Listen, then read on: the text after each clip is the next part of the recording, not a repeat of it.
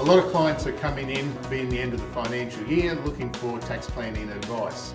There's 4 areas to look at. One is assessable income, secondly is expenses, thirdly is superannuation, and the 4th is the corporate structure. Firstly, with assessable income, is their ability to be able to defer the income for this financial year into next year. One method of doing that is delaying the invoicing of clients, therefore reducing the assessable income that comes in. Also, assessing capital gains if you're disposing of assets, making sure that do we need the capital gain this year or can we defer the contract for capital gains tax purposes into the next year, therefore delaying the assessable income on those funds. The second way is expenses. If you're a small business entity and you're on a cash base, making sure that all your invoices are paid by 30 June to make sure that you get the deduction.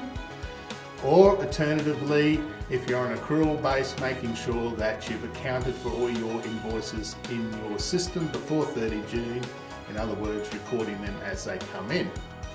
The other way also in expenses is if you're a small business entity, there's potentially that you can write off $1,000 of expenditure. So if you need to buy equipment or repairs or anything under up to the value of $1,000, it can be incurred before 30 June and you get an outright deduction for it. If it's capital items over the value of $1,000 and you're a small business entity, you only get depreciation. It may be better to delay it for your cash flow. 3, superannuation, making sure that your superannuation is paid by 30 June 15. This means that the money must be in your employee's bank account by that date to ensure that you get the tax deduction for it in this year.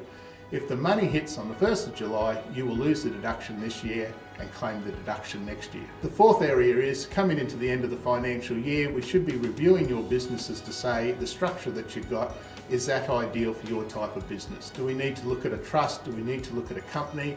Do we need to look at a unit trust and commence them from the 1st of July moving forward? That may be things that need to be considered for tax planning purposes.